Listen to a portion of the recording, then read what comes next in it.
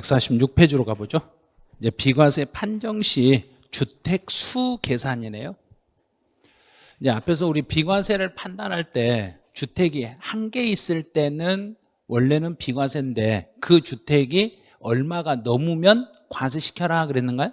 12억 초과. 자, 그럼 이제 주택 수를 계산할 때 한 개 여부를 따질 때 다가구 주택은 어떻게 판단해요? 그러면 다가구는 원래는 1개의 주택으로 보되, 다가구는 비과세를 판단할 때는 몇 개로 보고 판단하라는 얘기인가? 한 개로 보고 판단하되, 단 구분 등기가 되어 있으면 그때는 각각을 1개의 주택으로 계산한다. 이 말은 구분 등기가 되어 있으면은 다가구를 전체를 한 집으로 잡아라, 하나씩 집으로 잡아라. 하나씩 그 등기됐으면 여러 개가 됐으면 그 여러 개를 각각을 주택으로 잡아라. 이 정도. 자, 그다음 세목별 다가구 아직은 공부하시면 안 돼요. 아직은 놔두세요. 이거는. 이제 2번 공동주택인 경우에는 이제 주택수를 계산할 때 공동 소유 주택은 지분율이 가장 큰 사람의 소유로 잡아요. 근데 지분이 한 사람은 60%고 한 사람은 40%면 그 집은 누구의 주택수에 들어가라는 얘기인가? 지분율이 큰 사람만 주택수에 들어갑니다. 그러면 지분이 적은 사람은 주택수에 들어가지 아니합니다. 그래요. 그런데 단 예외가 있어. 자, 예외. 다음의 경우에는, 자, 다음, 니은번. 다음에 해당하는 경우에는, 그럼 다음 중 어느 하나에 해당하는 사람은 그랬으니까 A든 B든 둘 중에 하나에 해당하면은 내가 지분이 더 많아야만 내가 주택수에 들어간다. 지분이 작아도 들어갈 수 있다. 작아도 들어갈 수 있다. 자, 어느 하나에 해당하는 사람은 공동 소유하는 주택을 소유하는 것으로 계산되지 아니하는 경우라도, 이 말은 지분이 작았을지라도 그 사람의 소유로 계산한다. 그러면 해당 공동 소유하는 주택을 임대하여 얻은 수익 금액이 그 공동 소유 주택에서 얻은 수익 금액이 얼마가 넘어버리며, 금액으로 얼마가 넘으며 600이 넘어버리면 지분이 큰 사람만 주택수에 들어간다. 지분이 작은 사람도 주택수에 들어간다. 작은 사람도 주택수에 들어간다. 자, 그럼 이제 600만하고 상관없이 기준시가 12억을 초과하고 공동 소유 주택인데, 예를 들어 20억짜리 집이요. 20억짜리 집을 두 사람이 공동으로 가지고 있으면서 내 지분이 100분의 30을 초과하는 경우는, 그럼 지분이 반절이 넘었다는 얘기가 반절이 작아도 된다는 얘기인가? 작아도. 반절보다 작아도 내 공동 소유 주택의 금액이 얼마가 넘는 집이라며 12억을 초과하는 집이고, 내 지분이 몇 프로만 넘으면 30%만 넘으면 30% 이상이다, 초과다. 잘 보세요. 30% 초과. 그럼 30%를 초과해서 가지고 있으면 이 사람은 지분이 큰 사람만 주택수에 들어간다. 작은 사람도 주택수에 들어간다. 작은 사람도 주택수에 들어간다. 이거 나중에 이제 문제 풀면서 연습을 하신 게 좋아요. 이거는. 그래서 이제 동그라미 3번으로 가보죠. 자, 오른쪽 페이지.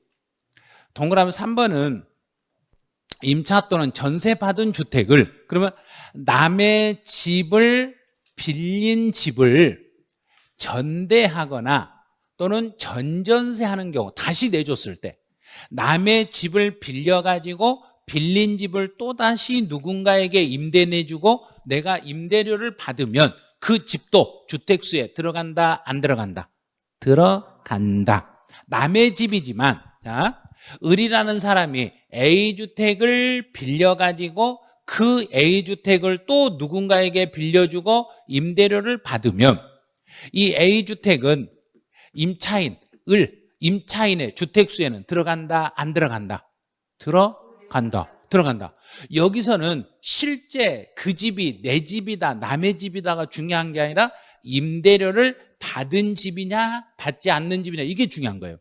남의 집을 빌려가지고 빌린 집을 또다시 누군가에게 빌려주고 임대료를 받으면 그것도 주택수에 들어간다, 안 들어간다? 들어간다. 자, 예를 들어 볼게요.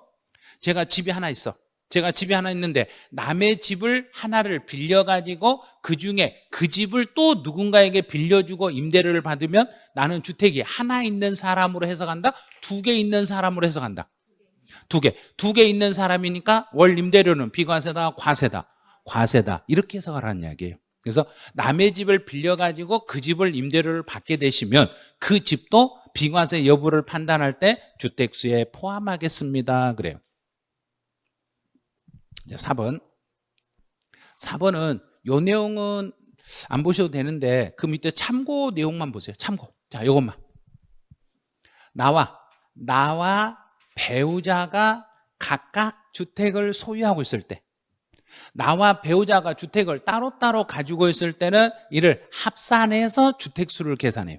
그럼 나와 배우자는 둘이 합쳐서 몇 개까지만 비과세 해준다? 한 개. 한 개 가지고 있는 사람. 그럼 나도 집이 하나 있고 배우자도 집이 있으면 우리는 집 하나로 해석한다? 두 개로 해석한다?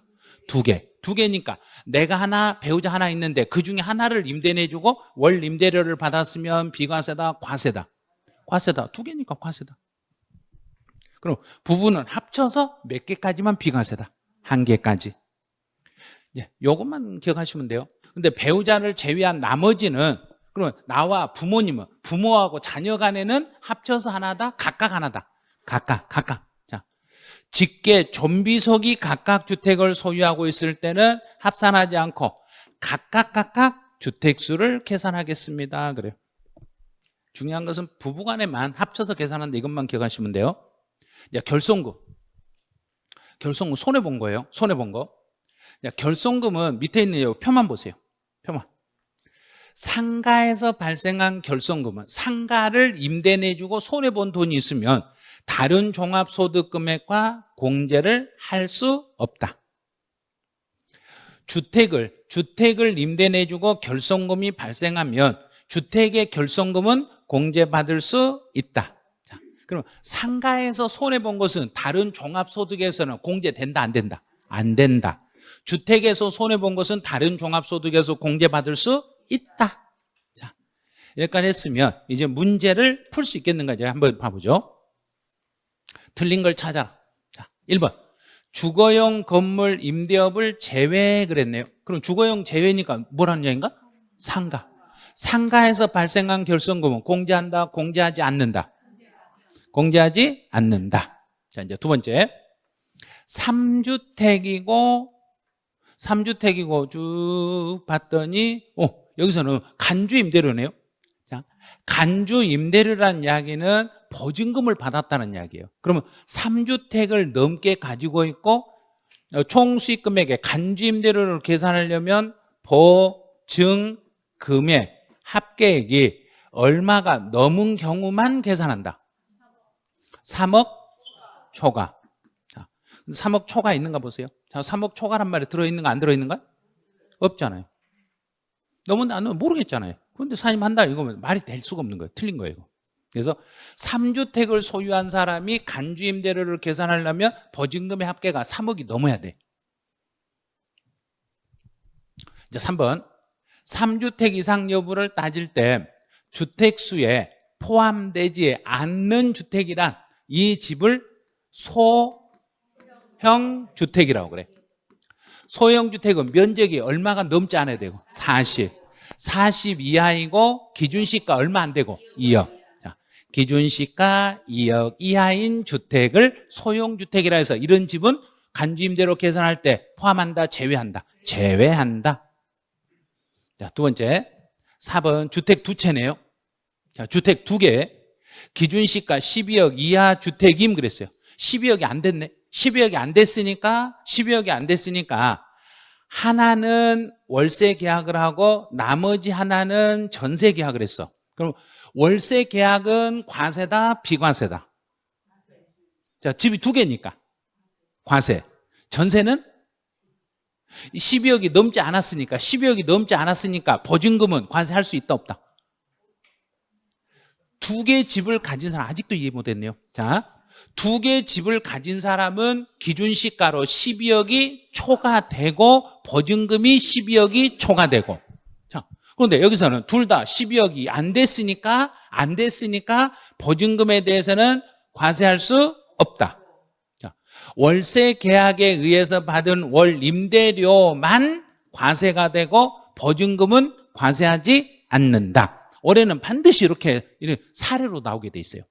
올해는 반드시 이렇게 사례로 나와야지, 사례가 아니면 문제를 만들 수가 없어요. 이거는 논이나 밭을 작물 생산에 이용하게 하고, 작물 생산에 이용하게 하고 받는 소득은 과세하지 않는다. 자, 문제 2번. 동그라미 1번은 무지 어려운 지문이에요. 아직 안 배웠어요. 동그라미 1번 아직 안 배웠어요.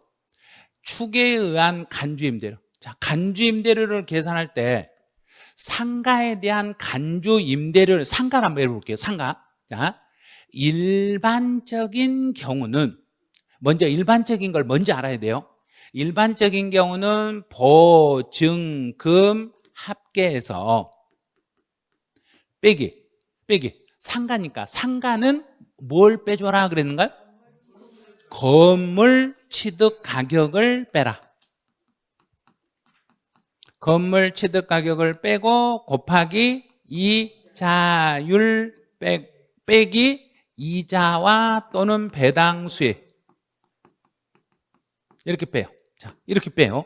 그런데 여기서 추계로 계산한다는 이야기는, 추계로 한다는 이야기는 실제로 이걸 은행에 예치하고 실제로 얼마를 받았는지, 장부가 있다는 이야기인가, 장부가 없다는 이야기인가? 없다. 장부 없다. 장부가 없다는, 추측한다는 이야기는 이자를, 이 보증금을 은행에 예치하고 얼마 받았는지 안다는 이야기인가, 모른다는 이야기인가? 모른다. 여기서 모르는 거 뭘 모른다는 이야기인가? 모른다는 소리죠. 모르니까 이자 배당에 대해서는 금융수익을 계산할 때 금융수익, 이자 배당은 차감한다, 차감하지 않는다. 차감하지 않는다. 증빙이 없으니까. 그러면 취득 가격도 증빙이 있겠는가 없겠는가? 증빙이야. 추계라고 했으니까 건물 취득 가격에 대한 영수증도 있다 없다? 없다. 없으면 못 빼주는 거예요. 증빙이 있어야 돼. 증빙이 있는 것만 빼주겠다는 얘기예요. 추계는 증빙이 없으니까 빼줄 수가 없는 거예요. 자, 빼줄 수가 없는 거예요. 그래서 그 내용이 어디가 있냐면 교재 141페이지로 가보세요. 141페이지. 제일 밑에 네모 박스. 추계 봐보세요. 추계 밑줄을 그어보세요. 자, 추계. 박스 속에, 그 박스 제일 밑에 거 말고 바로 위에. 2번, 추계 계산할 때는 보증금 곱하기 정기예금 이자율 바로 곱해버리죠. 요 추계니까 건물 취득 가격도 모른다는 이야기. 이것도 장부가 없으니까. 장부가 없으니 이것도 없어. 그럼 보증금 합계에다가 그냥 바로 뭐만 곱해버리면 된가? 이자만 곱해버리는, 추계할 때는. 증빙이 없는 건 아예 안 빼주겠다는 이야기예요. 그래서 보증금에다가 곱하기 이자만 해가지고 계산하는 게 추계에 의한 계산이 돼요. 근데 일반적으로는 보증금 합계액에서 건물 취득 가격 빼고 이자율 곱하고 이자 배당에서 받은 거 빼고 이렇게 계산하는데, 추계 방법이라는 거 증빙이 없으니까 여기도 어떻게 얼마 받았는지 모르겠다. 취득 가격 얼마 들어갔는지 모르겠다. 모르니까 보증금 합계해서 이자만 곱해버리면 바로 추계에 의한 총수익 금액이 나와. 이거는 나중에 좀 공부를 하신 게 좋아요. 이제 두 번째로, 간주 임대료를 계산할 필요가 없다. 자, 이거는 기준시가 12억 이하인 유주택. 자, 주택을 2개를 가진 사람이 간주 임대료를 계산하려면 그 주택이 둘 다 얼마가 넘는 집이어야 된다. 12억 초과. 그런데 12억 이하니까 계산할 필요가 없다. 자, 세 번째. 2천만, 주거용 건물 임대에서 벌어들인 게 2천만 원 이하다. 2천만 원도 안 되면 소득세 계산한다, 계산 안 한다? 계산한다. 계산을 하기는 하는데 주택 임대소득은 과세하지 않는다가 아니라 과세를 하는데 분리 과세를 선택할 수 있다. 분리과세를 선택할 수 있는 거지, 선택만 하는 거지 과세 안 한다 그러면 안 돼요. 해야 돼요. 2천만 원 안 돼도 세금은 내야 된다, 안 내야 된다? 내야 된다. 내는데 분리과세 몇 퍼센트를 선택해서 계산할 수 있다? 14%를 계산해서. 자, 4번. 주택. 이거 진짜 어려운, 이거 질문 진짜 많이 들어온 질문이에요. 엄청나게 질문 많이 하시네요. 아무리 설명해도요, 뭔 말인지 못 알아먹겠어요. 그래요. 왜 못 알아먹어요? 그랬더니 너무 어려워요. 뭔 말뜻을 못 알아먹겠어요. 한국말인데요. 그래도 못 알아먹겠어요. 그래. 자, 주택 하나만을 가진 사람이 15억짜리 전세 보증금을 받고, 자, 15억을 받았네. 15억에 해당하는 보증금을 받고 임대하 얻은 소득은 소득세가 과세되지 않는다. 과세 안 된다. 과세된다. 과세되지 않는다. 왜? 보증금이니까. 보증금이면 주택 몇 개부터 과세다? 2개. 1개니까 1개는 보증금 계산할 필요가 없는 거예요. 만약에 월 임대료라면 계산하겠죠. 그런데 보증금이니까 계산할 이유가 없는 거예요. 자, 전세 보증금에 대해서는 3주택 이상이었을 때는 플러스 보증금의 합계가 얼마가 초과되면 계산하고 3억 초과. 그다음에 만약에 이 주택을 가지고 있을 때는 이 집 둘 다 얼마가 넘어야 되고 12억 초과하는 주택 2개를 가지고 있어야 되고 보증금도 얼마가 넘어야 되고 12억을 초과하면 이때만 계산하는 거고 한 개만 가지고 있을 때는 보증금에 대해서는 과세하지 않고 월 임대료만 과세하는 거예요. 그런데 보증금이라고 써놓고 15억이라고 써놓으니까 아니 12억 넘었으니까 과세해야 되는데 왜 안 한다고 하냐고 자꾸 물어봐요. 자꾸 설명해도 이해가 안 돼요. 아니 법이 12억이 넘으면 과세한다고 했는데 왜 안 한가요? 또 물어봐. 보증금이라니까요. 그러니까 12억 넘었으니까 해야죠. 막 그래. 보증금은 주택수 몇 개부터 과세한다? 2개 또는 3개. 근데 1개만 있는 사람은 보증금에 대해서는 이 금액과 상관없이 과세할 수 없다. 자, 15번, 동그란 5번. 계약 또는 관습에 따라 지급일이 정해졌다. 정해졌으면 언제를 수입시기로 잡아라? 정해진 날 받은 걸로 잡으세요. 자, 이제 기출 지문으로 한번 가볼게요. 잘 보셔야 돼요. 자, 주택 1개. 1개를 가진 사람이 12억을 초과하는 주택이에요. 월 임대료 소득에 대해서는 과세한다, 과세하지 않는다? 과세한다. 월 임대료니까 한다. 그런데 이게 틀렸네. 기준시가네. 참, 사람 잡네 이거.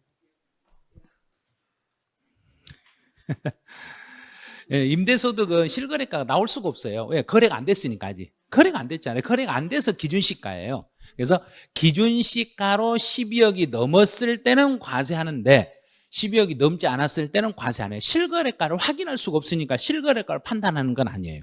자, 두 번째, 3주택 이상이고 보증금이라고 했으니까 보증금 합계가 얼마가 넘으면 과세한다?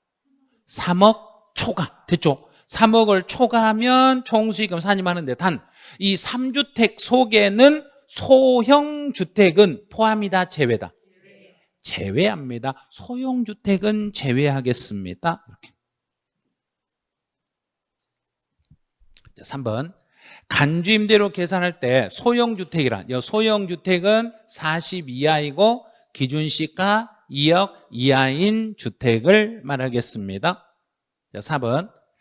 금융수익을 차감할 때, 간주임대로 계산할 때 금융수익은 추계로 계산할 때는 금융수익이 얼마인지 안다, 모른다? 모르니까 뺄 수가 없죠. 그런데 일반적인 경우는 금융수익이 이자로 받은 돈하고 배당금으로 받은 것은 이미 소득세 원천징수가 됐다, 안 됐다? 됐다. 됐으니까 금융수익으로 뺄 수는 있는데 유가증권 처분이익이나 신주인수권 처분이익은 요거는 소득세 원천징수 됐다, 안 됐다? 안 됐다. 안 됐으니까 요거는 제외한다.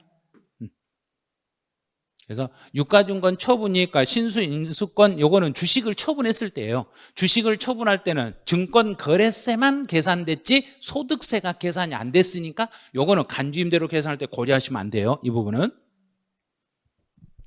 자, 5번. 관습에 따라서 지급일이 정해진 경우는 정해진 날. 지급일이 정해지지 않았을 때는 지급을 받은 날. 자, 6번. 주거용 건물 임대에서 발생한 결손금은 주택에서 발생한 결손금은 종합소득 금액을 계산할 때 공제해 주겠지만 주거용 건물 임대 제외 상가에서 발생한 결손금은 다른 종합소득 금액을 계산할 때 공제하지 않는다. 이렇게 두 개 나눠서 보셔야 돼요. 주택에서 결손금은 공제가 되고 상가에서 발생한 결손금은 공제하지 않는다. 자, 7번.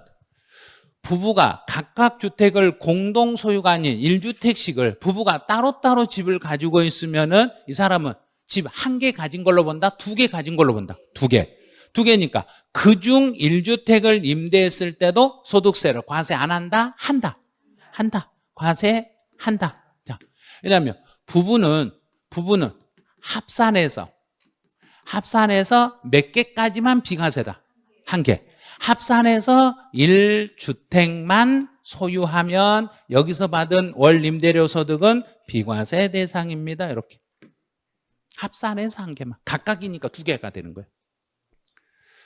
여기까지 해서 주택 임대소득 이제 어려운 거 이제 하나 건져냈어요. 양도소득 진짜 쉬운 거예요.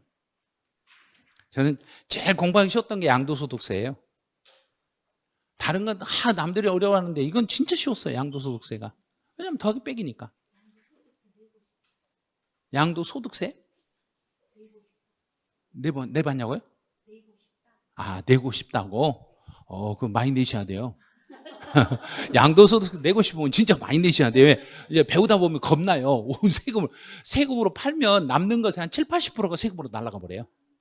예를 들어 10억이 남았어. 10억이 남았는데 7억을 또는 8억을 세금 내라 하면 내겠는가요? 내고 싶단 말이 쏙 들어가요. 그건 내고 싶단 말 안 나와요. 자, 이제 양도소득세 제일 먼저 봐야 될 게 과세 대상물. 이 양도소득세 대상이 되는 물건은 법으로 딱 정해놨어요. 이런 것만 양도하면 양도세 대상이 됩니다. 종류는 그냥 몇 개만 딱 읽으면 돼. 자, 토지 건물을 팔면 양도세 물어요. 부동산, 지상권이나 전세권이나 등기된 부동산 임차권, 여기 조심하세요. 부동산 임차권은 뭐 된 것만 양도세 물린다. 등기된 것만. 등기된 부동산 임차권만 양도소득세 대상이 등기된 것만. 그럼 반대로 등기 안 된 것은 자 여기요.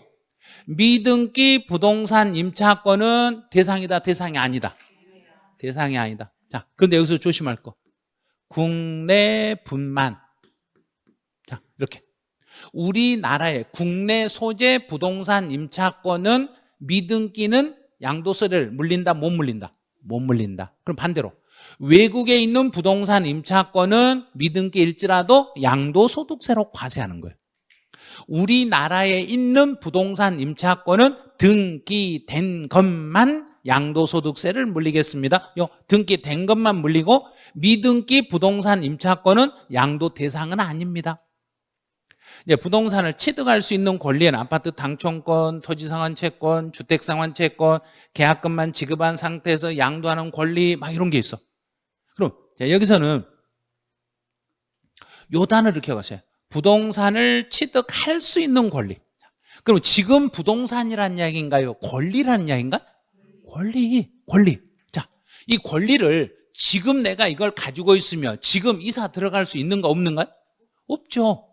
나중에 바꿀 수 있는 거죠. 취득할 수 있는 권리이기 때문에 취득할 수 있는 권리도 양도는 할 수 있다? 없다? 있다. 그럼 대표적인 게 분양권 있죠. 분양권을 양도했을 때는 분양권은 양도 대상은 된다, 안 된다? 된다. 자, 그 다음에 여기서 주의할 게 이제 지역권. 자, 지역권은 대상에서 제외. 지역권 제외. 이 정도. 자, 이제 부동산 임차권에 대해서는 제일 밑에 메모해 놓은 게 있어요. 자, 부동산 임차권은 국내 우리나라에 있는 부동산 임차권은 뭐 된 것만 세금 물린다. 등기된 것만. 등기한 경우만 과세하고 외국에 있는 부동산 임차권은 등기를 따지지 않고 등기 불문하고 과세하겠습니다. 구분 좀 해놓으셔야 돼요.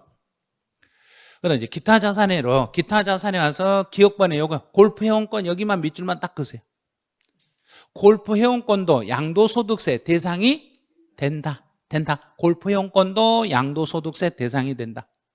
이제 영어권하고 이축권이 나오는데, 영어권하고 이축권이 나오는데 이 두 개는 구분을 엄청 하셔야 돼요. 그래서 시험 볼 때 요 디귿번, 니을번 여기는 시험 문제라고 보고 공부를 하셔야 돼요. 자, 영어권은 권리금이에요. 권리금 자체는 양도 대상이 아니에요. 그런데 토지, 건물, 부동산에 관한 권리와 함께 영어권이 움직이면 양도 대상이 돼. 왜냐하면 토지에다가 권리금을 포함해서 받으면 권리금까지도 양도소득세로 계산해. 그런데 영어권을 단독으로 이전하면 영어권만 따로 움직였을 때는 기타 소득으로 이렇게 계산해. 영어권만 따로 움직이면 양도소득이란 이야기인가 아니란 이야기인가? 아니란 이야기예요. 토지 건물과 영어권을 같이 움직이면 영어권까지도 무슨 소득으로 본다? 양도소득으로 보겠습니다. 이렇게. 이제 이축권.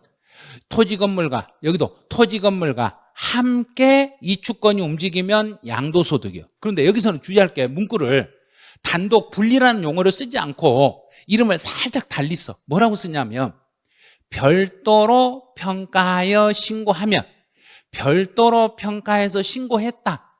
이 말은 단독으로 띄어서 또는 분리해서 이 말을 이렇게 쓰고 있어. 별도로 평가해서 신고했다. 그러면 이축권을 토지 건물과 함께 신고했다, 따로 신고했다. 따로 별도로 분리해서 별도로 신고했다. 그러면 이건 기타 소득입니다. 자, 그러면 이제 다시 한번 다시 연습해 볼게요. 자, 오른쪽에 표 있어. 오른쪽 제일 위에 보면 영어권하고 이축권 표 있어요. 영어권은 토지 건물과 함께 영어권이 움직이면 너는 무슨 소득? 양도소득으로 보고, 영어권만 단독으로 영어권만 따로 띄어서 움직이면은 기타 소득으로 보겠습니다. 이축권도 토지 건물과 함께 이축권이 움직이면 양도소득. 별도로 평가하여 신고했다 그러면 따로 이축권만 띄어서 움직였으니까 기타 소득으로 과세합니다. 이 두 개는 꼭 기억을 해 주셔야 돼요. 자, 다시 이제 동그라미 4번 왼쪽으로 다시 오세요. 신탁 수익권이라는 신탁 수익권도 이것도 양도소득세 대상으로 들어왔어요. 신탁 수익권도 양도소득세 대상. 근데 주식은 우리나라에서 주식 거래되는 것은 대주주가 양도하는 건 과세. 또 장외 시장 밖에서 거래하는 것도 과세. 비상장 주식도 과세. 그럼 일반적으로 우리 국민들이 투자하는 주식은 우리는 대주주인가요? 대주주가 아닌가요? 자, 대주주인가요? 대주주인 분도 있으실 거예요. 주식을 지금 50억 이상 투자하신 분은 대주주예요. 그래서 금액을 대주주를 10억으로 낮추려고 했다가 지금 10억으로 낮추지 않고 금액을 그대로 유지했어요. 그래서 예전에는 100억이었거든요. 근데 지금은 50억만 넘어도 대주주예요. 그래서 대주주가 주식을 양도할 때는 양도세를 내야 되고, 그럼 소액주주, 금액이 적은 사람들은 양도세 낸다 안 낸다? 안 낸다. 안 내는 거예요. 장외 시장 밖에서 거래한 것은 양도세 내야 되고, 비상장도 시장 밖에서 거래하는 거랑 똑같으니까 이것도 양도세 내셔야 돼요. 이제 지상권 요거 이제 정리를 한번 해볼게요. 오른쪽 제일 위에 제일 위에. 자, 지상권을 일반적으로 누군가에게 빌려주고 받으면 사업소득. 공익사업과 관련하여 지상권을 빌려주고 받으면 기타 소득. 이제 양도. 지상권을 양도했을 때는 공익사업과 관련이 되어 있더라도 양도소득. 자, 여기에서 함정에 걸리시면 안 돼요. 지상권을 양도할 때 공익사업과 관련하여 지상권을 누군가에게 양도했더라도 그래도 무슨 소득으로 과세한다? 양도소득으로 과세하겠습니다. 이제 두 번째, 양도로 보는 것 한번 가보죠. 양도로 보는 것. 그래서 양도란 그랬어요. 이제 양도란 그러면 이제 민법하고 세법이 다르다는 걸 주의하세요. 여기서 양도라는 것은 누군가에게 넘겨주고, 자, 넘겨줘요. 넘겨주고, 누군가에게 넘겨주고 대가 관계가 있어야만 양도예요. 여기다가 강조하셔야 돼요. 양도라는 것은 그냥 줘버리면 양도다, 바꿔주면 양도다. 바꿔주면 양도다. 민법은 그냥 줘도 양도예요. 민법은 주는 게 양도예요. 근데 세법은 주고 받아야 양도예요. 그래서 여기서 이게 중요한 거예요. 무조건 양도, 세법에서 양도라는 것은 대가관계 있어야 양도다, 없어도 양도다. 있어야만 양도다. 대가관계 있어야만 양도로 보겠습니다. 양가라 1번부터 가볼게요. 간단해요 이거. 매매나 교환이나 매매라는 것은 내가 상대방한테 내 물건을 주고 대가를 받았다 안 받았다? 받았다. 그러면 양도. 교환, 내 거 주고 상대방 받았으니까 양도. 현물 출자. 자, 현물 출자는 내 건물을, 지금 이 10억짜리 건물을 어떤 법인한테 주고 법인한테 10억에 상당하는 주식을 받으며 내 건물을 주고 대가를 받았다 안 받았다? 받았다. 그래서 현물 출자도 양도. 자, 대물 변제. 대물 변제는 내가 돈을 줄 게 있는데 돈을 못 주고 돈 대신 내 부동산을 줘버렸어. 그럼 내 부동산을 주면은 돈을 또 줘야 된다? 돈을 안 줘도 된다? 안 줘도. 그럼 그 부동산을 돈하고 바꾼 거예요. 그래서 대물 변제도 돈 대신 내 물건으로 갚았을지라도 그 물건을, 대물 변제는 뭐하고 똑같냐? 매매하고 똑같아. 대물 변제는 내 물건을 상대방한테 돈 받고 파는 거예요. 그럼 이제 뭐하고 같냐면 여기서 이 지문에서 위자료를 지급하기로 하고, 그러면 위자료가 돈이요, 돈. 상대방한테 돈을 지급하기로 하고 돈이 없으니까 그 사람이 가진 부동산을 대신 줘버리면, 위자료를 대신해서 부동산을 넘겨버리면 그 부동산을 내가 상대방한테 뭐 한 것과 똑같이 본다. 매매. 그래서 위자료라는 멘트가 나오면 무조건 매매 관계로 보고 무조건 양도로 잡아버리시면 돼. 자, 위자료 형태로 지급한 거예요. 그러면 무조건 이건 뭘로 해석한다? 매매 관계로 해석을 해버리시면 돼요. 자, 부담부 증여. 작년에 여기서 계산 문제가 나왔어요. 부담부 증여는 제일 중요한 게 누구 간의 거래인가. 자, 거래 관계가 누구하고 누가 거래했는가, 이 거래 관계를 잘 보셔야 돼요. 배우자나 직계 존비속이 아니었을 때는 정부가 굳이 그걸 확인하려고 한다? 안 하려고 한다? 안 하려고 한다. 배우자나 직계 존비속이 아니었을 때는 확인 안 해. 그런데 배우자나 직계 존비속 간의 부담부 증여는 확인 들어가. 이 그림이 있어야, 그림이 없네. 그림을 한번 그려볼게요. 여기다가 증여자와 수증자가 있어. 증여자가 수증자에게 예를 들어서 건물 10억짜리를 증여를 했어. 여기까지 해석해 볼게요. 증여자가 내가 가진 건물 10억짜리 너 줄 테니까 너 가져. 그러면 이거 양도다, 양도 아니다? 양도 다 아니다. 자, 다시 가보죠. 양도라는 것은, 여기서 양도라는 것은 어떤 것만 양도다? 자, 이제 확인했죠? 양도라는 건 건물 10억짜리를 수증자에게 너 10억짜리 건물 가져. 그러면 양도다, 양도 아니다? 양도 아니다. 공짜니까 양도 아니에요. 이건 증여예요, 증여. 양도가 아닌데, 그런데 증여자가 10억짜리를 수증자에게 너 10억짜리를 가져. 대신 내 대신 내가 갚을 채무 2억만 좀 부담해줘. 2억만 네가 내 대신 2억만 갚아주면 내가 10억짜리 건물 너 줄게. 자, 그래서 수증자가 그래 알았어.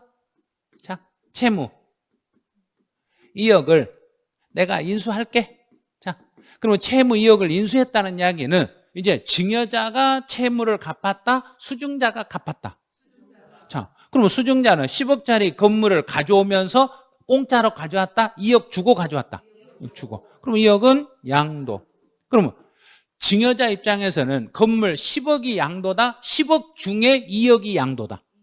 10억 중에 2억이 양도니까 10분의 2만 양도니까 전체 중에 몇 퍼센트만 양도로 넘겼다? 20%. 그러면 10억 중에 2억이니까 10분의 2니까 20%만 양도다. 그럼 양도는 20%만 양도니까 2억만, 여기에 곱하기 20% 하면 2억이죠. 2억만 양도 가액으로 잡고 계산하시면 돼요. 그런데 이제 채무를 인수할 때 배우자나 직계존비속이 아닐 때, 배우자나 직계존비속이 아닌 사람의 채무를 인수했다면 정부가 진짜로 인수했는지 안 했는지를 구체적으로 따져본다, 안 따져본다? 배우자나 직계존비속이 아니면 굳이 따져볼 필요 있다, 없다? 없다. 없으니까 인수한 채무액은 그대로 유상 이전으로 봐서 양도소득세를 물리겠습니다. 그러면 이 말은 양도로 봐서 채무 인수액만큼은 양도세 계산하시고, 채무 인수 이외 부분에 대해서는 대가관계 있는 거다, 없는 거다? 0이에요. 2억을 제외한 나머지 8억은 대가관계 있다, 없다? 없다. 8억은 공짜니까 나머지는 무상 이전으로 봐서, 무상이니까 이 부분은 증여로 봐서 증여세를 물리겠습니다. 그런데 배우자나 직계존비속의 채무를 인수했다고 하면은, 내가 상대 배우자의 채무 2억을 인수했다면 정부가 잠깐만 내가 확인 한번 해볼게 그런가? 그냥 알았어 그런가? 확인 한번 해볼게. 너 진짜 인수했는 거 안 했는 거 확인해 볼게. 그래서 증여로 추정하고 객관적으로 증명이 되면 그때 가서 양도로 봅니다. 그래서 배우자나 직계존비속 간의 거래는 뒤에서 확인한다, 확인 안 한다? 확인한다. 배우자나 직계존비속이 아니면 확인하지 않는다. 이렇게. 이제 3번. 공매나 경매나 수용이나 물납 전부 다 똑같죠.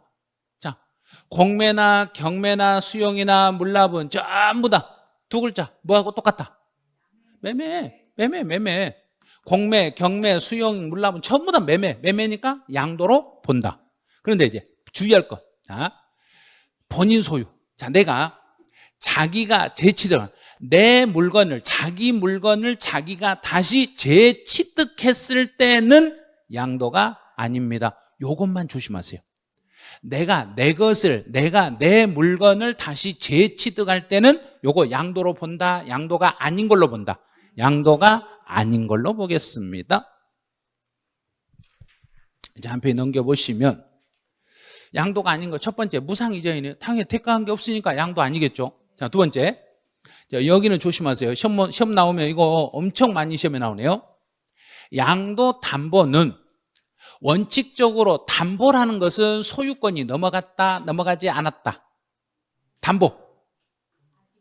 아직은 넘어가지 않았다. 담보는 아직 넘어가지 않는 거예요. 아직 안 넘어갔으니까 양도라고 말할 수 없다. 없어요. 그런데 자,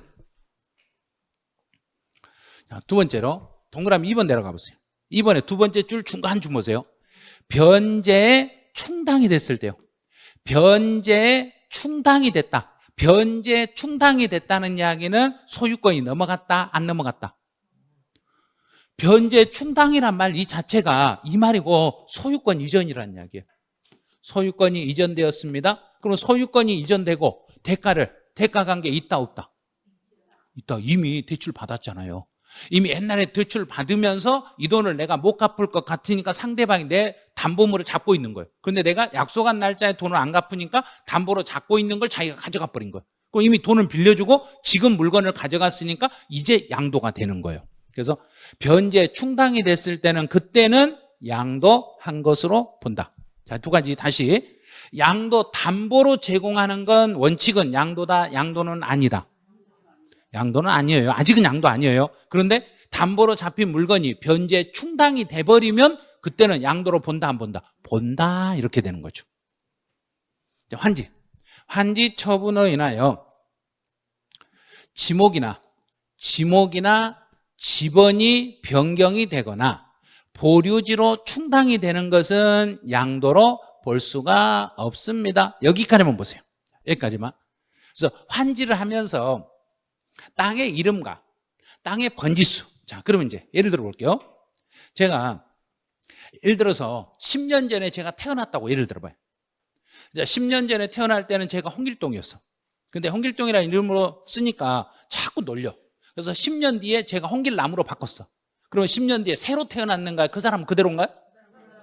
그 사람 그대로니까 새로 태어났다고 말하면 된다, 안 된다? 안 된다. 자, 그럼 다시.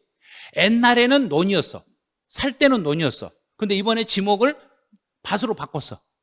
논을 밭으로 바꿨어. 그럼 그 밭은 새로운 땅이다, 옛날 그 땅이다. 옛날 그 땅이니까 소유권이 넘어갔다, 그대로다. 그대로다. 그럼 지목이나 지번이 변경되는 건 양도다, 양도는 아니다. 양도는 아니다. 아무것도 아니죠. 그러니까 이거를 막 애올라가면 안 돼요. 아, 당연히 이름만 바뀌는 건 새로운 소유권이 움직이는 게 아니니까 양도가 아니다. 그런데 주의할 건 이제. 주의할 것은 보류지로 충당이 되는 것은 이건 뭐냐면, 보류지로 충당한다는 이야기는 환지를 하면서 이쪽 지역을 공원으로 하려고 일단 띄워놓은 게 있어. 땅을 띄워놨으면 이 땅은 실제로 내가 공사비 돈을 못 주니까 그 땅으로 대신 가져가는 거예요. 그럼 땅으로 대신 가져간 건 대물변제예요. 대물변제는 두 글자로 뭐라 하겠는가? 매매. 매매니까 원래는 양도겠죠. 양도인데 보류지로 충당하는 부분에 대해서 정부가 양도세를 물리면, 그러면 이 환지 작업에 참여했던 우리 국민들이 세금을 물리니까 나 환지 안 할란다. 나 거 빼고 해라. 내 거 빼고 해라. 나는 세금 못 내겠으니까 내 거 하지 말라고. 그러면 환지 작업이 된다, 안 된다? 안 된다. 그래서 정부가 환지 작업을 빨리 끝내려고 보류지로 충당하는 것은 특별히 법으로 양도가 아닌 걸로 규정해 놓은 거예요. 그래서 이런 것만 주의하시면 돼요. 대물변제일지라도 예외적으로 양도가 아닌 걸로 환지 작업을 조기에 빨리 끝내려고 이런 예외 별도 규정을 둔 거예요. 이거는. 그다음 니은 요거는 공부를 안 하셔도 돼요. 네, 양가라 4번. 양가라서 오른쪽으로 보세요. 이제 공유물을 분할했다. 그럼 여러 사람이 공동으로 소유하고 있다가 단순히 분할했어요. 자, 단순히 분할했어요. 이 말은 지분이 바뀌었다, 지분 그대로다. 그렇죠. 지분이 그대로 분할하는 걸 단순 분할이라고 그래. 지분이 그대로니까 양도다, 양도는 아니다. 양도? 아니다. 왜? 단순. 그럼 지분이 그대로니까 소유권이 움직였다, 안 움직였다? 안 움직였잖아요. 안 움직였으니까 양도로 볼 수 없다. 그래서 이제 동그라미 2번이 요게 이제 시험 문제 많이 나오는데, 이것도 이 지문도 뭐 크게 어려운 건 아니에요. 하나의 토지를 여러 사람이 공유하다가 지분 변경 없이 2개 이상의 공유 토지로 분할했어. 그러면 지분 변경이 없으니까, 지분 변경이 없이 그랬으니 지분 변경 없이 분할했으니까 이것도 또 무슨 분할이라는 얘기인가? 그래요. 이것도 단순 분할이에요. 단순 분할입니다. 그럼 단순 분할이니까 양도로 본다, 안 본다? 안 본다. 안 본다. 안 본다. 단 지분 변경 없이 쪼개는 것은 지분이 나누지, 지분이 그대로니까, 그대로인 상태로 나눴으니까 단순 분할로 봐가지고 양도라고 말할 수는 없습니다. 이제 4번 재산분할. 재산분할도 남의 걸 가져오는가요? 내 걸 내가 분할하는가요? 내 거. 자, 내가 내 것을 분할하니까 이것도 무슨 분할이다? 그래요. 이것도 단순 분할이에요. 단순 분할이기 때문에 재산분할 청구권에서 분할하는 것, 재산분할하는 것도 양도가 아니다. 단순 분할이니까 양도라고 말할 수는 없습니다. 자, 5번 명의신탁. 명의신탁이란 다른 사람 명의로 맡겨놨다가 해지. 자, 해지란 이야기는 계속 맡겨놨다 다시 찾아왔다. 자, 내 것을 남에게 맡겨놨다가 내가 다시 찾아온 거예요. 내가 찾아올 때는, 다시 찾아올 때는 그냥 상대방한테 야, 내 거니까 이제 줘. 그리고 내 앞으로 돌리면 안 돼. 반드시 내 거라는 사실을 정부한테 허가를 받고 가져오셔야 돼. 허가를 받으려면 뭘 받아야 되는가? 법원에서 판결. 자, 제일 중요한 게 이거. 법원에서 판결을 받아가지고 내가 소유자임을 객관적으로 입증을 하고 내 앞으로 돌리면 그때는 양도가 아니에요. 판결을 받아야 돼요. 만약에 판결을 받지 못하고 서로 간에 합의해서 가져와 버리면 그거 새로운 거래가 돼요.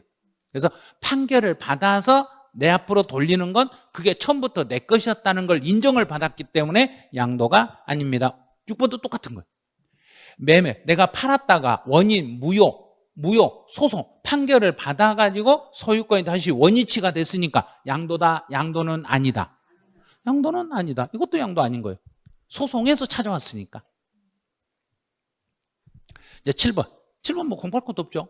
배우자나 직계존비속 간 거래는 실제로 대가관계 있는지 없는지 확인한다, 확인 안 한다.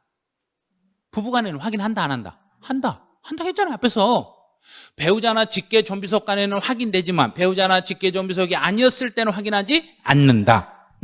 배우자나 직계존비속 간 거래는 증여로 보고 객관적으로 입증이 되면 그때 가서는 뭘로 보고? 양도로 보겠습니다. 이제 8번은 그냥 참고만 하세요. 자, 이건 뭐냐면 이게 신탁 수익권인데 이제 신탁 재산을 누군가에 맡겼어, 제가. 자, 이건 제 거예요. 내 건데 누군가에게 내가 넘겨놓고도 제가 계속 통제하고 있으면 문의만 넘겼지 실제로 넘겼다, 안 넘겼다? 안 넘겼다. 그럼 실제로 넘기지 않고 넘긴 것처럼 해놓고 내가 관리하고 통제하고 있으면 양도 한 걸로 본다, 안 한 걸로 본다? 안 한 걸로 봅니다. 문장 읽어보면 다 알 수 있어요, 이거는. 자, 여기까지 해놓으시고 이제 지금까지 배운 걸 연습. 책이 없어요. 자, 연습 한번 해볼게요. 이게 양도로 볼 것인지 안 볼 것인지 한번 연습해보죠. 매매나 교환이나 현물 출자는 양도로 본다. 대물변제 본다. 채무인수 본다. 채무인수 이외 안 본다. 채무인수 이외는 증여. 공매나 경매나 수용이나 물납도 양도. 만약에 자기가 다시 취득한 것은 양도가 아니다. 무상이전 양도 아니다. 양도담보 일반적으로 양도 아니다. 변제 충당이 되면 양도. 지목이나 지번이 변경이 되는 것은 양도 아니다. 보리주 충당도 아니다. 단순분할 아니다. 재산분할 아니다. 자, 이제 지분이 바뀌었어. 지분이 바뀌었으니까 소유권이 넘어갔다, 안 넘어갔다? 넘어갔다. 넘어가고 대가관계가 있으니까 양도로 본다, 안 본다? 본다. 이제 법원에서 무효 판결을 받아서 다시 원위치가 됐으니까 양도로 안 본다. 법원에서 판결을 받아가지고 내 앞으로 등기가 돌아갔으니까 양도로 본다, 안 본다? 안 본다. 양도로 안 보겠습니다. 이런 거. 몇 가지만 익히시면 충분히 다 풀 수 있어요. 이런 것들은. 그래서 양도로 보는가 안 보는가 제일 중요한 것은 넘겨주고 대가관계가 있어야 된다, 대가관계가 없어야 된다? 있어야 된다. 대가관계 있으면 양도로 보고 대가관계가 없으면 양도로 볼 수 없다. 이렇게 잡으시면 돼요. 자, 여기까지 관련된 이제 문제를 한번 쫙 풀어볼게요. 문제를 풀면서 이걸 정리를 하시면 금방 아마 풀리실 거예요. 양도소득의 범위에 대한 설명으로 옳은 것만 골라라. 신탁의 이익을 받을 권리. 신탁의 이익을 받을 권리도 양도소득 대상이 된다, 안 된다? 된다. 신탁 수익권도 된다고 했잖아요. 등기되지 않는 부동산 임차권의 양도로 발생한 소득은 이제 질문 뭐죠? 국내 우리나라 자산이니까 등기되지 않는 것은 양도 대상이 될 수 없다. 자, 니은은 탈락. 자, 디귿. 지상권을 양도했네. 지상권을 양도할 때는 공익사업과 관련이 있든 말든 양도소득에 포함된다, 안 된다? 된다. 양도는 지상권을 양도할 때는 공익사업과 관련이 있더라도 양도소득에 포함됩니다. 앞에서 표에서 그렇게 했잖아요, 그거. 그러니까 문제를 풀면서 어디가 잘못된가를 빨리 확인하셔야 돼요. 그리고 이론 가서 다시 확인해가지고 뭘 잘못 알고 있는가를 꼭 체크하셔야 돼요. 그다음에 이주권은 별도로 평가에 신고하지 않았다. 별도로 평가에 신고 안 했으니까 따로 띄어서 신고했다, 같이 신고했다. 같이 신고했으니까 양도소득에 포함된다, 포함되지 않는다? 포함된다. 자, 그러면 문제에서 다시 이제 뭘 물어봤는 거예요? 설명으로 옳은 것만을 골라라 그랬으니까 기역, 리을.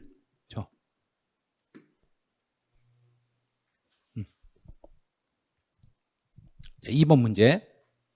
2번도 국내 자산이네요. 환지 처분으로 지목이 변경됐으면 양도로 본다, 안 본다? 안 본다. 증여, 부담부 증여 시 증여 가액 중에 채무액에 해당하는 부분을 제외. 채무를 제외한 나머지는 증여. 이제 양도담보. 양도담 변제 충당이 됐을 때는 양도. 이거 답이네. 매매원 무효소. 소송에서 다시 원위치된 것은 양도 아니다. 내가 내 물건을 다시 재취득했을 때는 양도가 아니다. 이제 지문으로 다시 가봐요. 국내 소재, 우리나라에 있는 부동산 임차권은 미등기 상태에서는 양도세를 부과한다, 부과하지 않는다? 부과하지 않는다. 토지 건물과 함께 영업권이 함께 움직이면 양도소득세 대상이 되지만 영업권을 분리하여 따로 영업권만 따로 띄어서 발생한 소득은 기타 소득에 해당이 된다. 이제 이주권이네요. 이주권은 별도로 평가하여 신고하는 경우, 별도로 평가해서 신고했으니까 토지 건물과 같이 움직였다, 따로 움직였다. 따로 움직였으니까 양도세를 과세하는 게 아니라 무슨 세로 과세한다? 기타 소득으로 과세하겠습니다. 자, 4번. 다른 거 안 봐도 이건 낫죠. 위자료. 위자료는 뭘로 본다? 매매니까 중간에 읽지 마세요. 위자료는 매매니까 끝에 가서 뭐 한 걸로 본다? 이렇게. 중간 건 신경 쓰지 마시라는 거예요. 아무리 길어도. 위자료 딱 나오면, 위자료 나오면 매매로 보니까 너는 끝에 가서 양도로 본다. 자, 5번. 양도담보. 양도담보가 나오면 변제 충당만 찾으면 돼. 변제 충당이 됐으면 그때는 양도한 것으로 본다. 지목이나 지번이 변경이 되거나 보류주로 충당하면 양도로 본다, 안 본다? 양도로 볼 수 없다. 자, 7번. 이혼 소송. 재산 분할하네요. 재산 분할은 양도로 안 본다. 자, 매매원 소송에서 다시 원위치가 된 것은 양도로 안 본다. 공유 지분 변경 없이, 지분 변경 없으니까 너는 이거 그냥 단순 분할이다, 그냥 지분 변경 분할이다. 단순 분할이니까 양도로 볼 수 없다. 양도가 아니다. 이제 양도 및 취득 시기로 한번 가보죠. 양도소득세, 양도 및 취득 시기는 올해는 반드시 나온다고 보셔야 돼요. 그냥 이거 테마 설명하면서 이거는 진짜 반드시 나올 거예요. 그러면 거의 출제 확률은 한 95% 정도 돼요. 근데 그냥 5% 정도 안 나올 수도 있어요. 근데 95%는 나와요, 분명히. 양도 및 취득 시기는, 자, 첫 번째 이제 양도 및 취득 시기는 뭐냐면 소유권이 언제 움직이냐 이 말이에요. 그 물건의 소유권을 언제 내 것으로 하고 언제 그 사람한테 넘겨주냐. 그럼 일반적으로 소유권이 움직이려면은 나는 뭘 다 받아야 넘겨주겠는가? 돈, 대금. 그래서 실제 대금을 청산한 날, 이 대금, 근데 이제 시험 문제, 이번 시험에서는 요 대금 속에, 이 대금 속에 양수인이 양도소득세를 양수자가 부담하기로 약정했을 때 그 양도소득세를 포함할 건지 제외할 건지 요걸 아마 물어볼 수 있어요. 이거를. 자, 다시. 이 대금 속에, 그러면 여기서 양도 및 취득 시기라는 것은, 실제로 내가 그 물건을 팔고 얼마를 받았다는 이야기인가요? 물건의 소유권이 움직인다는 이야기인가? 물건의 소유권이 움직이는 거예요. 물건의 소유권이 움직이기 때문에 물건 값만 정리가 되면 되겠는가요? 물건 값 이 외에도 정리가 돼야 된가? 물건 값만. 물건의 소유권이니까. 그래서 이 물건의 소유권이 움직이는 걸 말하기 때문에 이 대금은 그 해당 물건의 대금만을 말하는 거예요. 그 해당 물건 대금만 말하는 거예요. 그 해당 물건의 대금만 말하니까 양도소득세는 물건 대금이다, 물건 대금은 아니다. 물건 대금 아니잖아요. 양도소득세는 물건 대금 아니니까 이 대금 속에는 양수자가 부담한 양도소득세는 포함한다, 제외한다? 제외한다. 이거 시험에서는 이거 제외를 뭘로 바꾸겠는가? 그래요. 포함한다라고 시험 문제 다 알고 있잖아, 이제. 이렇게 나오는데도, 알려준데도 못 풀어. 왜? 엉터리로 막 암기하니까. 자, 다시. 가장 기본이 되는 것은, 여기서 기본이 되는 것은 이 대금이라는 말은 해당 물건의 대금이다 이 말이에요. 그 물건의 대금만을 말하니까 양도소득세는 이 대금 속에 들어간다 안 들어간다? 들어갈 일이 없는 거예요. 간단하잖아요. 자, 그럼 이제 두 번째로, 대금 청산일이 분명하지 않으면, 실제 대금을 언제 청산했는지 모르겠으면 소유권을 넘겨주겠는가 안 넘겨주겠는가? 아니, 이 건물 100억짜리요. 100억짜리인데 내가 그 사람한테 돈을 받았는지 모르는지도 모르는 거 그냥 막 너 가져가고 주겠는가? 안 주죠. 그러면 실제로 대금을 청산한 날이 확인이 안 되면은 소유권이 넘어가기로 넘어갔는데, 아니, 돈 언제 입금됐는지 모르시잖아요. 그런데 아니요, 내가 받은 것 같아요. 받은 것 같은데 날짜를 확인을 못 해요. 그때는 등기 접수일로 가는 거예요. 그때는요. 그래서 대금 청산일이 분명하지 않았을 때는 등기 접수일을 소유권 이전일로 보는 거예요. 그럼 이제 다시, 대금 청산이라고 등기 이전한 날이 두 개가 동시에 나타나면, 대금을 청산한 날도 있고 등기 이전한 날도 두 개가 동시에 나타나면 둘 중에 날짜를 빠른 날로 잡는다, 늦은 날로 잡는다. 어떻게든 세금을 빨리 걷어가려 한다, 늦게 걷어가려 한다. 빨리. 그냥 빠른 날이다, 늦은 날이다. 그렇죠. 둘 중에 빠른 날이니까 이제 누가 빠른가 보세요. 대금을 청산하기 전에 등기를 했으니까 등기가 빠르다, 대금이 빠르다. 대금 청산 전에 등기를 했으니까 등기. 그래서 등기 접수일이 되는 거예요. 둘 중에 빠른 날이니까. 자, 이제 참고는 이제 한 바퀴 더 돌고 난 다음에 그때 가서 이제 정리를 할 거예요. 이거는 지금 이걸 정리해버리면 나중에 헷갈려 버리니까, 지금 이 실제 대금을 청산하는 이 대금 속에는 양도소득세가 들어간다 안 들어간다? 안 들어간다. 이것만 머릿속에 딱 담고 계세요. 장기 할부 조건.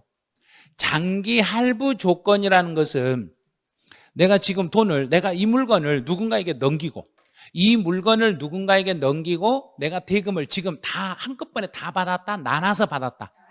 할부로 나눠서 받는데, 나눠서 받는 기간이 1년이 넘었다 안 넘었다? 자, 1년이 넘었다 안 넘었다? 세법에서 장기는 1년 넘는 거예요. 1년이 넘어서. 그럼 지금 이제 예를 들어서 이걸 500억짜리 건물을 내가 장기 할부로 거래하고, 일부, 이번 연도에 일부 받고, 내년에 일부 받고, 그 다음 연도 3년에 걸쳐서 나눠서 받았다. 3년에 걸쳐서 나눠서 받으면 세금은 3년 뒤에 세금을 낸다? 지금 내려간다. 아니, 근데 대금을 3년 뒤에 청산이 됐잖아요. 실제 대금을 청산한 날을 소유권 이전 날짜로 잡는다고 분명히 말해놓고, 장기 할부 거래했을 때는요, 그것이 아니에요. 소유권 이전 등기 접수한 날, 인도한 날, 사용 수익일 중에서요, 그 중에서 제일 빠른 날로 가요. 이렇게 하고 있어. 또 어떻게든지 세금을 늦게 받을 생각이다, 빨리 받을 생각이다. 네가 돈을 1년, 2년, 3년으로 나눠서 돈을 받더라도 세금은 나중에 가서 내놔라. 지금 내놔라. 지금. 그 중에 제일 빠른 날 먼저 내놔라 이 말이에요. 어떻게든지 빨리 받으려고 아주 꼼수를 쓰는 거예요 이게. 이제 3번. 자기가 건설한 건축물은 허가를 받았을 때가 있고 허가를 받지 않았을 때, 이 두 개만 기억하세요. 1번과 4번. 허가를 받았다는 이야기는, 내가 건물을 신축해서 정부한테 허가를 받았다는 이야기는 사용 승인을 받은 날. 사용 승인을 받은 날. 근데 허가를 안 받았다는 이야기는 승인 안 받고 들어가서 그냥 살아버린 날. 그냥 살아버린 날. 허가를 안 받고 들어가서 무허가로 살아버린 날. 근데 허가 받고 살았을 때는 사용 승인서를 받은 날. 받은 날이 정부 입장에서는 사용 승인서 교부일. 똑같은 말이에요. 네, 4번. 상속 증여. 자, 상속은 상속 개시일. 증여를 받았을 때는 증여를 받은 날. 요거는 조심하세요. 이거는 저 밑에 참고까지 보세요. 증여로 취득했을 때는 취득세에서는 증여 계약일, 양도소득세에서는 증여를 받은 날. 비교해 주셔야 돼요. 증여를 받을 때 취득세에서는 언제 취득일로 잡겠다는 얘기인가? 증여 계약서를 작성한 날. 그런데 양도소득세에서는 계약서 개념을 인정하지 않기 때문에 이 계약서 개념을 인정하지 않으니까 실제 증여를 받은 날 개념으로 쓰고 있는 거예요. 요 차이, 약간만 차이가 있어요. 이제 완성. 자, 이때 완성은 실제로 완성이 아니라 원래는 여기가 미완성이에요. 아직 완성도 안 된 상태에서 돈을 먼저 줬어. 미완성인 상태에서 내가 돈을 받았으면, 미완성인 상태에서 돈을 받았으면 그 물건의 소유권을 지금 바로 넘겨준다, 못 넘겨준다? 못 넘겨주죠. 소유권 이전이 없잖아요. 소유권 이전이 없으니까 양도가 아니에요. 그러면 언제 소유권이 움직여요? 그럼 돈을 먼저 받고 소유권은 나중에 뭐 하면 소유권을 넘겨주면 되고, 완성되면 그냥 넘겨주면 돼요. 그래서 미리서 돈을 받았더라도, 미완성인 상태에서 돈을 받았더라도 소유권을 언제 넘겨주라는 이야기인가? 완성해서 넘겨줘라. 그럼 완성한 날이 취득일이 되는 거예요. 완성한 날이 양도일이 되는 거예요. 그래서 앞에가 완성 나오면 중간에 거 읽지 마시고 끝으로 바로 가서 완성된 날 이렇게 읽어버리시면 돼요. 환지처분, 지목이나 지번이 변경이 되는 거. 지목이 변경이 되거나 지번이 변경이 됐을 때는 이건 양도다, 양도는 아니다. 그러면 새로운 취득도 아니죠. 그러면 이름만 바뀌었을 뿐이지 실제로는 지금 환지할 때 땅이다, 옛날 땅이다. 옛날. 그럼 취득 날짜는 옛날로 가니까 환지 전 도지 취득일로 옛날로 간다. 자, 그럼 이제 문제는 어디가 나오냐면 2번 이걸로요. 환지 처분을 받으면서 면적이 증가됐네, 면적이 감소됐네. 그런데 환지를 하면서 면적이 증가나 감소된 것은 옛날 땅이다, 지금 땅이다. 지금 이렇게 변했다는 이야기고, 면적이 환지하면서 면적이 늘었어요. 그럼 이 늘었던 면적은 이런 일이 있었다는 걸 공고를 해줘. 자, 공고. 이렇게 공고, 환지하다 보니까 이런 일이 있어야 하고 공고를 해. 그럼 공고를 해놓으면 그날부터 이렇게 생긴다, 내일부터 이렇게 생긴다. 내일, 다음 날부터 이렇게 생긴다. 그럼 시험 볼 때는 여기를 물어보는 거예요. 환지 처분 공고한 날 이렇게 나와. 그럼 틀렸어요? 그러면 돼요. 환지 처분 공고한 날에 다음 날 이렇게 잡으시면 돼요. 이제 7번은 점유취득이네요. 점유라는 것은 민법에서 부동산 같은 경우는 몇 년을 점유하고 있으면 내 것으로 만들 수 있고 20년. 20년간 점유하고 20년 뒤에 내 앞으로 무엇을 함으로써? 등기함으로써. 민법은 등기함으로써 내가 효력이 인정이, 내 거라고 인정이 돼요. 그런데 여기서는 양도소득세에서는 그게 아니에요. 양도소득세 20년 뒤에 등기할 때 취득이 아니라 처음부터 취득인 걸로 봐. 그래서 양도소득세에서 점유로 취득했을 때는 점유를 개시한 날 20년 전부터를 취득일로 잡아버려요. 이런 걸 이제 밑에요. 취득세에서는 20년 뒤에 등기한 날을 취득일로 잡고 양도소득세에서는 점유를 개시한 날을 취득일로 잡아. 그래서 어디에서 물어보는가에 따라서 답이 달라질 수 있어요. 왜냐하면 취득세는 20년 전의 가격으로 세금을 낸다, 지금 가격으로 낸다. 지금. 그래서 등기일이 되는 거예요. 그런데 양도소득세 취득 가격은 지금 가격을 취득 가격으로 잡아준다, 20년 전의 금액으로 잡아준다. 20년 전의 금액으로 잡아가지고 세금을 적게 물린다, 많이 물려버린다. 많이 물리려고 이런 행위를 하는 거예요. 이게 말도 안 되는 소리를 하고 있어요. 20년 전부터 내 것이 아니라 나는 20년 뒤에 내 앞으로 뭐 하면서 내 것이 되는 거야? 등기하면서 내 것이 되니까 20년 뒤에 가격을 취득 가격으로 해야 맞아요. 그런데도 20년 전에 점유를 개시했을 때를 취득 당시로 잡아서 세금을 계산하겠다는 이야기예요. 8번. 무효 판결로 환원됐네. 법정에서 무효 판결로 환원됐으니까 내가 팔았다가 다시 소송해서 다시 무효로 해서 다시 내가 팔았던 걸 찾아왔어. 그럼 그 물건을 처음부터 팔았다고 본다? 안 팔았다고 본다? 안 팔았다. 안 팔았다는 이야기는 취득 날짜가 판결 받은 날 취득이다, 당초 취득일이다. 당초. 처음으로 다시 돌아가면 되죠. 당초 처음 취득일로 다시 돌아가시면 돼요. 여기서는 함정이 걸리면 안 돼요. 무효 판결을 받아서 환원된 자산의 취득의 시기는 무효 판결일이에요. 이렇게 써놔. 무효 판결을 받으면 그때 새로운 취득이란 이야기인가? 처음부터 원래 취득이란 이야기인가? 원래 처음 취득으로 다시 돌아가란 이야기예요. 의제 취득은 공부 안 하셔도 돼요. 이건 지금 보류하세요. 9번은 잠깐 보류하세요. 이제 10번도 그렇게 중요한 내용은 아닌데 우리 이제 아파트 당첨, 분양을 신청해서 아파트 당첨을 받으면 처음 당첨을 받은 사람은 그 당첨권, 당첨일이 취득일이에요. 그런데 내가 분양권 당첨을 받아서 내 것을 누군가에게 팔아먹을 때는 그때는 내가 돈 받고 팔아먹는 날, 대금을 청산한 날이 돼. 그래서 처음에 분양을 받은 사람만 무슨 날로 가고 당첨일로 가고, 그 당첨을 받은 물건을 거래했을 때는 당첨일이 아니라 대금 청산일로 가고. 이건 그렇게 막 중요하진 않아요. 실무에서는 중요한데 실제 시험은 중요하지 않아요. 요건 이제 실제 시험에서 중요해요. 11번 토지거래 허가대상. 그리고 이제 이거는 흐름으로 한번 잡아드릴게요. 이거 많이 헷갈리니까 조심하셔야 돼요. 자, 이제 잔금을 지급을 했어. 잔금을 3월 5일 날 잔금을 지급했어.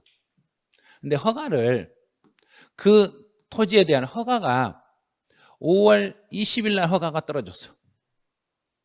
자, 그러면 이제 먼저 잔금을 지급을 하고 5월 20일 허가 받을 때까지는 이 잔금 자체가, 이 내가 지급한 잔금 자체는 유효 상태다, 무효 상태다, 유동적인 상태다. 자, 이게 유동적이에요. 이게 유효가 될지 무효가 될지 몰라. 유동적인 상태예요. 그 유동적인 상태인데 허가가 떨어지면, 자, 5월 20일 날 허가가 떨어지면 소유권은 허가 떨어진 날부터 내 걸로 인정한다, 소급 적용한다. 그래요. 소급 적용하는 게 이게 소급 적용이 돼. 그러면 어느 날로 소급이 된다는 얘기인가? 대금 청산일. 대금 청산일로, 잔금 지급일, 대금을 청산한 날로 소급 적용이 되니까 소유권은 허가일이 소유권 이전이다, 대금을 지급한 날이 소유권 이전이다. 대금 지급. 잔금. 그러면 이 날이 양도미 취득 시기가 되는 거예요.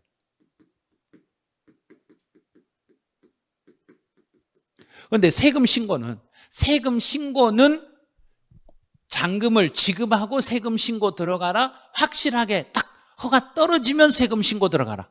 허가 떨어지면. 그래서 조심할 게, 세금 신고는 허가일이 속하는 달의 말일부터 2개월이고, 양도 신고, 소유권 이전. 소유권이 움직이는 것은 대금을 청산한 날입니다. 작년 시험은 밑에 게 시험에 나왔어.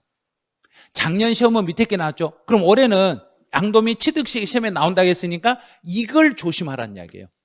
허가 대상의 부동산에 대해서는 돈을 먼저 주고 나중에 허가가 떨어졌을 때 소유권은 허가 떨어진 날이다, 돈 준 날이다. 돈 준 날로 다시 소급해서 소유권이 시작되겠습니다. 그래요. 이제 12번 수용. 자, 수용을 당하면 이 수용은 매매하고 똑같죠. 수용은 매매하고 똑같으니까 돈 받고 판 거예요. 돈 받고 팔았으니까 언제를 양도 날짜로 잡으면 되고, 대금 청산일. 만약에 대금 청산일 확인 안 되면 등기 접수일. 이 두 개로 가려고 했더니 이 사람이 자꾸 변칙적으로 대금 청산도 보상금을 수령해 가지도 않고 등기도 안 넘기려고 버티네. 그래서 정부가 날짜를 하나를 넣어버린 거예요. 이걸 넣어버린 거예요. 수용 개시를 넣어가지고 그 중에서 제일 빠른 날로 이렇게 버린 거예요. 우리가 아무리 버텨도 정부는 버티지 못하게 하려고 수용 개시를 중간에 넣어가지고 그 중에 빠른 날로 처리해버립니다. 이제 재산분할은 이거는 처음부터 내 것이었다, 이제부터 내 것이다. 처음부터. 그럼 재산분할은 처음부터 내 것이니까 보유, 내가 소유권도 언제부터 내 걸로 본다. 처음, 당초. 그 당초부터 내 것으로 본다. 근데 위자료, 이혼하면서 위자료는 뭐하고 똑같냐면 매매. 자, 위자료 매매니까 돈거래 하는 거예요. 대금을 청산한 날인데 위자료를 대신해서 부동산을 받았으니까 대금 청산일이 언제인지 확인된다, 안 된다? 안 되죠. 대금 청산일이 불분명했을 때는 두 번째 무슨 날로 간다? 등기 접수일. 그래서 등기 접수일이 이렇게 되는 거예요. 논리가 간단한 것들이에요. 자, 여기까지 하시고 이제 문제 한번 가보죠. 어제부로 개정된 거 이거네요. 자, 어제 개정됐어요. 제가 예전에 양도소득세 한 장으로 끝내기 위해서 이미 설명해 드린 거예요. 이미 이번에 개정될 거라고. 개정됐는데 어제 날짜로 개정이 됐어. 어제 2월 27일부로 개정이 됐는데 이 내용으로 그대로 동일하게 똑같이 개정이 됐어. 똑같이. 측량 전에는 요게 내 땅이었어. 근데 측량을 해봤더니 면적이 늘어나 버렸네. 자, 늘어난 면적에 이 면적의 취득의 시기는 취득의 시기가 언제냐? 이게 이번에 법이 개정이 된 거예요. 이게 취득 시기는 위에 보니까 지적 공부상 종전 토지를 취득한 날입니다. 그러면 이제 취득 시기는 종전 토지 취득일이 취득 시기입니다. 이렇게 되는 거예요. 그럼 면적이 증가될 때 이 면적이 증가되면 이 땅은 지금부터 내 땅이라는 이야기인가? 처음부터 내 땅이었다는 이야기인가? 그렇죠. 처음부터 내 땅이었다고 인정을 해주는 거, 소유권을. 처음부터. 그래서 다시 측량한 날이 아니에요. 자, 그러면 이제 문제 낼 때는 제가 문제를 낸다고 하면 저는 이렇게 내겠죠. 증가된 면적의 취득 시기는 조정금을 완납한 날, 이렇게 내겠죠. 조정금을 완납한 날, 그럼 맞았다, 틀렸다? 틀렸어요. 조정금을 완납한 날이 아니라 당초 토지 취득일로 잡겠습니다. 처음부터 내 땅이었다고 보는 거예요. 그냥 처음부터 종전 토지를 취득한 그날을 내 땅의 소유권이 시작된 날로 해석하겠습니다. 올해 이 부분이 신설되고 이번 연도에 양도미 취득 시기가 100% 시험에 나올 시기니까 계속 나온다고 해드리는 거예요. 이거 반드시 나올 수밖에 없는 거예요. 이거는 반드시 나올 수 있으니까 꼭 주의를 해 주셔야 돼요. 그래서 이게 다시 측량을 해봤더니 면적이 늘었어. 면적이 늘었다고 해서 늘었던 면적은 다시 측량한 날이다, 조정금을 완납한 날이다, 처음에 취득한 날이다. 처음 당초 토지 취득일을 그날을 취득일로 잡아드리겠다. 그러면 정부가 뭐만 잘못됐다고 해석했다는 이야기인가? 측량만 잘못됐을 뿐이지 실제는 당초부터 네 것이었다, 이렇게 인정해 주는 거예요. 이제 문제로 한번 가볼게요. 자, 문제 몇 개만 풀면 아마 수업이 끝날 거예요. 양도 취득 시기에서 환지 처분을 면적이, 자, 환지 나오고 면적이 증가나 감소가 됐어요. 면적이 증가나 감소가 됐으면 이거는 옛날에 있던 일이다, 지금 새로 있는 일이다. 지금 새로니까 환지 처분 공고. 자, 공고했어. 공고한 날이다, 다음 날이다. 플러스 다음 날에 나와 있는데 빠졌네. 그럼 틀렸네 이거. 반드시 다음 날에 붙어야 돼요. 그리고 답이 1번이에요. 이쪽은 문제가 그 난이도가 중하 정도 돼. 그리고 충분히 풀 수 있어요, 여기는. 자, 두 번째. 장기 할부 조건 나오면 한 몇 년 뒤에 돈을 받을 생각이다, 지금 빨리 받을 생각이다. 지금 빨리. 그러니까 빠른 날. 그래서 여러 개 중에서 그냥 빠른 날 그러면 돼요. 빨리 세금 받는다. 허가를 받지 않고, 허가를 안 받았으니까 승인 받았다, 안 받았다? 승인 안 받았다. 허가 안 받았다. 안 받고 뭐 한 날? 사용한 날. 자, 점유. 양도소득세에서 점유 나오면 등기한 날에다 처음으로 돌아간다. 처음으로. 점유 개시. 점유를 개시한 날. 대금을 청산한 날이 분명하지 않았어요. 대금 청산일이 분명하지 않으면 반드시 무슨 날로 돌아가라? 등기 접수일. 자, 등기 접수일로 이렇게 가면 돼요. 자, 문제 2번. 틀린 걸 찾아라 그랬어요. 대금을 청산하기 전에 이전 등기를 했네. 그럼 대금을 청산하기 전에 등기를 먼저 했으니까 둘 중에 누가 더 빠르다? 등기 접수일. 상속을 받았을 때는 상속 개시일. 완성 나오면 중간 읽지 말고 끝으로 쭉 따라가서 완성된 날. 근데 안 읽어도 돼. 이거 중간에 바꿀 수 있는 게 아무것도 없으니까 그냥 무조건 읽지 마시고 완성 나오면 끝에 가서 완성된 날 그냥 그대로 읽어버리시면 돼요. 네. 법원에서 무효 판결을 받아서 다시 원위치 됐으니까 무효 판결 받은 날에다 당초 취득일이다. 당초. 저 무효 판결 틀렸네요. 당초 취득일이다. 자, 수용은 매매하고 똑같으니까 대금을 청산한 날, 등기를 접수한 날, 그 다음에 수용 개시일 중에서 빠른 날 이렇게 잡으시면 돼. 자, OX 지문 다시. 양도미 취득 시기에서 대금을 청산한 날로 가는데 이 대금 속에는, 자, 여기 이 대금 속에는 양수자가 부담한 양도소득세를 포함한다, 포함하지 않는다? 포함하지 않는다. 자, 그럼 양도소득세를 양수자가 부담하기로 약정한 경우에 양도소득세를 제외한, 이걸 잘 봐야 돼요. 제외한 금액을 청산하면 대금이 청산된 걸로 본다. 장기할부 조건은 한참 뒤에 세금을 받는다, 빨리 받는다? 빨리. 그럼 그중에서 무조건 빠른 날 찾으면 돼요. 그중에서 빠른 날. 자, 상속은 상속을 개시한 날, 증여를 받았을 때는 증여를 받은 날요. 또 조심, 증여 계약일이 아니에요. 증여를 받은 날. 자, 완성이라는 멘트가 나오면 중간 읽지 마시고 끝으로 바로 가요. 끝으로 가서 완성된 날. 끝. 자, 5번 점유 나오면 지금 20년 뒤에 등기할 때 금액이다. 20년 전으로 소급한다. 전으로. 등기일이 아니라 점유 개시. 환지를 하면서 면적이 증가나 감소가 됐어요. 그럼 증가나 감소됐으면 환지처분 공고가 있죠. 공고가 있으면 그날부터다, 다음 날부터다. 다음 날 뒤에 붙었죠. 이렇게. 7번 소유권이 환호. 다시 소유권이 원래대로 법원에서 판결받아서 원위치가 됐으니까 취득 날짜도 어디로? 당초 취득일로 가겠습니다. 이렇게. 끝나버렸네. 자, 이게 나오면 끝난 거예요. 무조건 다. 언제나 이것만 나오면 이게 제일 반가워. 자, 이거는 누군가요? 야구 옛날에 감독, 그 코끼리 감독, 엄청 유명한 감독 있잖아요. 예. 뭐 어디 H에도 하고 S에도 하고 막 감독을 해보셨잖아요. 그분이 뭐라 했냐면 최고의 승부사는 자신과 싸워서 이겨야 됩니다. 나를 못 이기면 안 돼요. 본인을 이기셔야 돼요. 나의 자신을. 이게 나를 이기려면 책하고 싸움을 해서 내가 책한테 져야 된가 이겨야 된가요? 이겨야 돼. 그럼 이기려면 어떻게 한다? 책을 이기려면 어떻게 해버리면 된가? 책을? 그렇게 하면 안 돼. 책을 씌워. 옛날 방식. 그건 아주 옛날 방식이고 좋은 방법이 있어요. 책을 이기려면 책이 꼼짝 못하게 잘 때 머리에다가 받치고 자버려. 그러면 책이 꼼짝 못해. 예?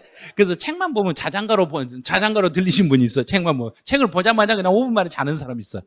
예? 그때는 책을 머릿속에 딱 머리에다 밑에다 놓고 자버려야 돼. 그래야 내가 책을 이길 수 있는 거예요. 그거는 근데 책의 내용을 단 한 줄이라도 좀 읽어보시라는 이야기예요. 그리고 지금은 이제 내용이 예전처럼 막 단답형으로 시험 문제 아주 쉽게 내는 게 아니에요. 엄청 응용을 해서 쉬운 내용을 응용해서 막 포장을 해. 어떻게 하냐면 분명히 내가 옛날에 알던 사람인데 오늘 보니까 얼굴이 몰라보겠어. 얼굴에도 화장하고 성형에 와서 몰라보는 거예요. 그렇게 내가 알고 있는 책의 지문인데 이걸 성형하고 약간 개조를 해버리니까 우리가 모르는 거예요. 처음 본 지문처럼 느껴지는 거예요. 이렇게 문제를 출제하는 거예요.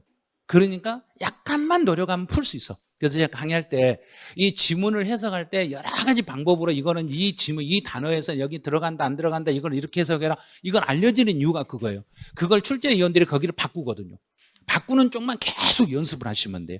연습하시고 만약에 근데 도저히 시간이 안 된다. 그러면 지금 기출 지문집 나와 있는 게 있을 거예요.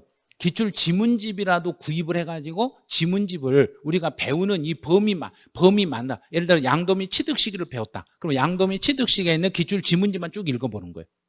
그럼 기출 지문집은 전부 다 동그라미 지문으로 돼 있어요. 다 올바른 지문으로 돼 있으니까 그것만 쭉 읽으면서 요거는 이게 앞에서 묻는 질문이 뭐고 묻는 질문 포인트 하나 밑줄 긋고 끝에 가서 정답에다 밑줄 딱 그으면 돼. 필요 없는 단어는 절대 밑줄 그으시면 안 돼요.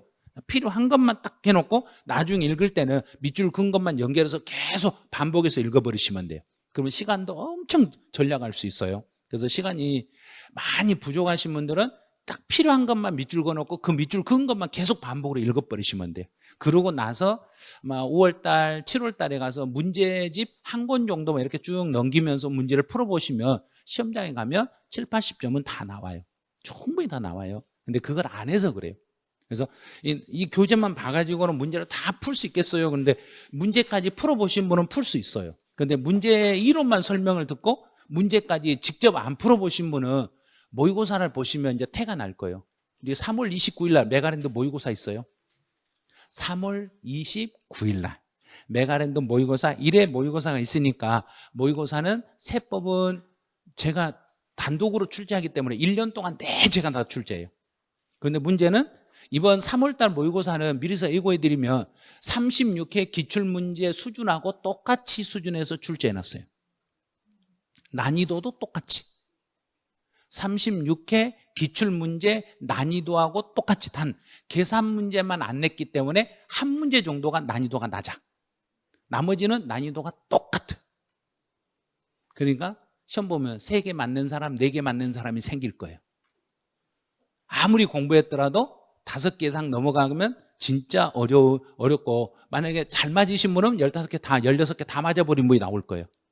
내용은 지금 제가 분석하는 것처럼 하나씩 지문을 분석해서 푸시는 분은 16개를 다 맞을 거고, 그냥 단답형으로 암기해서 푸는 분은 딱 3개에서 4개 맞출 거고, 더 이상은 못 맞게 해놨어요. 그러니까 그런 거 생각하시고, 세법에서 점수 안 나오면 등기법이나 지적법에서 점수를 올려서 과락은 안 넘도록, 과락은 맞으면 안 돼요. 그래서 3월달 시험이라고 해서 모든 과목에서 한 과목이라도 과락이 안 나오게끔만 해보세요. 모든 과목에 과락만 다 면하면 본 시험에서 무조건 합격이라고 생각하시면 돼요. 3월달 시험은 학개론, 민법, 중개사법, 공법, 세법, 여기 5개, 여기에서 이 5개에서 과락만 없이 평균 40점만 넘기면 무조건 나는 이번 연도 시험에 합격이다, 이렇게 생각하시면 돼요. 그 정도예요.